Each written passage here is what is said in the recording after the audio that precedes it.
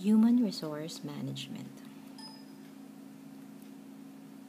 We will be discussing several topics today, and these include the importance of human resource management, the human resource management or HRM process, human resource planning, recruitment and decruitment,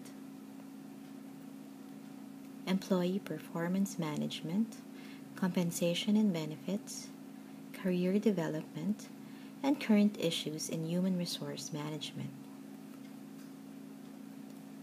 First, let us go to the importance of human resource management or HRM. HRM is a necessary part of the organizing function of management. It includes selecting, training, and evaluating the workforce. It is an important strategic tool. It helps establish an organization's sustainable competitive advantage.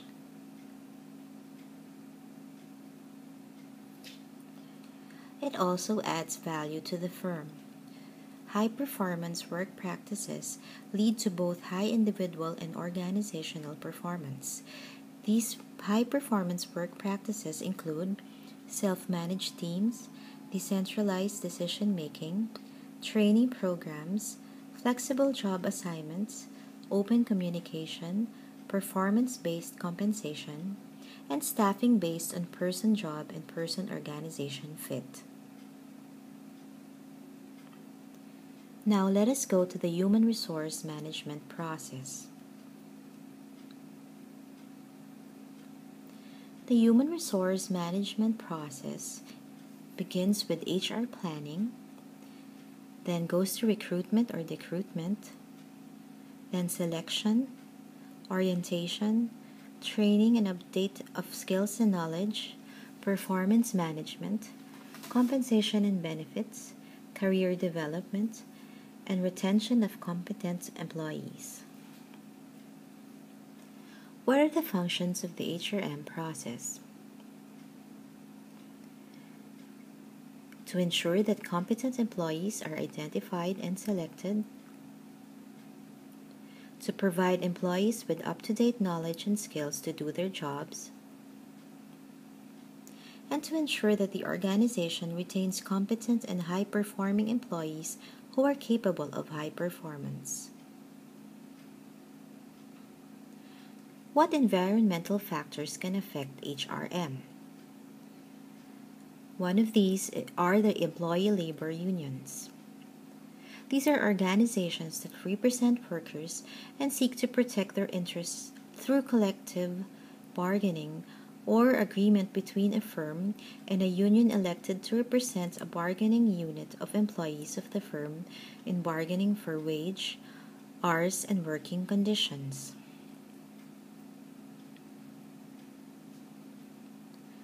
Another environmental factor that can affect HRM is government law and regulation. These limit managerial discretion in hiring, promoting, and discharging employees. An affirmative action is the requirement that organizations take proactive steps to ensure the full participation of protected groups in its workforce. So how do we manage human resources? Human resource planning. This is a process by which managers ensure that they have the right number and kinds of people in the right places and at the right times who are capable of effectively and efficiently performing their tasks. Human resource planning helps avoid sudden talent shortages and surpluses. What are the steps in HR planning? Assessing current human resources, assessing future needs for human resources, developing a program to meet future needs,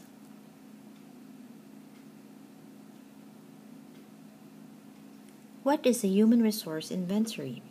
It is a review of the current makeup of the organization's current resource status. Job analysis is an assessment that defines a job and the behaviors necessary to perform the job, the knowledge, skills, and abilities, or KSAs. This requires conducting interviews, engaging in direct observation, and collecting the self-reports of employees and their managers. What is a job description? This is a written statement of what the job holder does, how it is done, and why it is done. On the other hand, a job specification is a written statement of the minimum qualifications that a person must possess to perform a given job successfully. Now let us go to recruitment and decruitment. Recruitment is the process of locating, identifying, and attracting capable applicants to an organization. What is e-recruiting? This is recruitment of employees through the internet. What are the major sources of potential job candidates? These include the internet, employee referrals, company website, college recruitment, professional recruitment organizations. Now we will be discussing each of these, including their advantages and their disadvantages. For the internet, the advantages include immediate feedback, and a large number of people can be reached. However, the disadvantages are that it generates many unqualified candidates. Next, for employee referrals, the advantages include it can generate strong candidates. However, a disadvantage is that it may not increase the diversity and mix of employees. Next is through the company website. An advantage is a wide distribution can be targeted to specific groups. However, the disadvantages include it generates many unqualified candidates. How about college recruitment? This has a large centralized body of candidates. However, this is limited only to entry-level positions.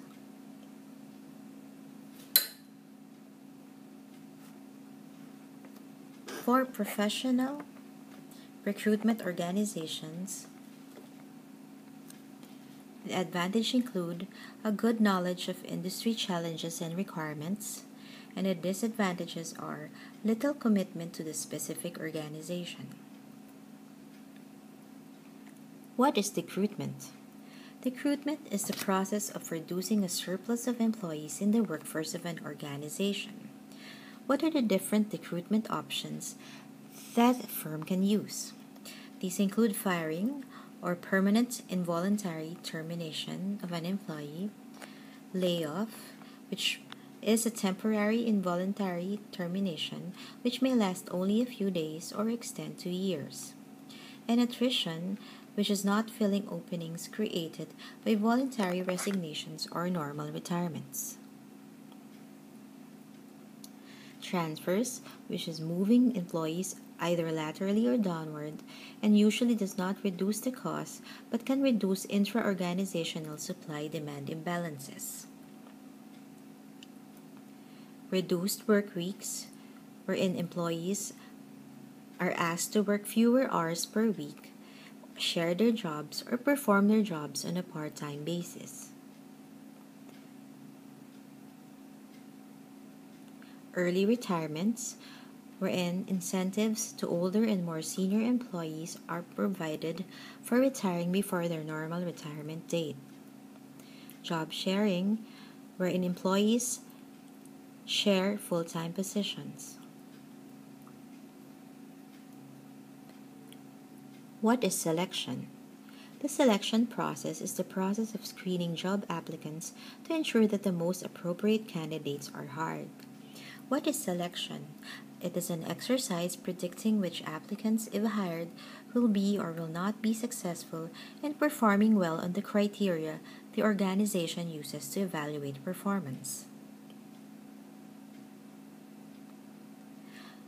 Specific selection errors include reject errors for potentially successful applicants and accept errors for ultimately poor performers. Validity and reliability. Validity of prediction is a proven relationship between the selection device used and some relevant criterion for successful performance in an organization. An example would be high test scores equate to high job performance. On the other hand, reliability of prediction is the degree of consistency with which a selection device measures the same thing. An example would be an individual test score obtained with a selection device which is consistent over multiple testing instances. What are the different selection devices that can be used? These are application forms, written tests, performance simulations, interviews, background investigations, and physical examinations. Now let us go on and discuss each of these. For written tests, there are several types of tests that can be used. For intelligence tests, these measure how smart you are. For aptitude tests, can you learn to do it? For attitude tests, how do you feel about it? And ability tests, can you do it now?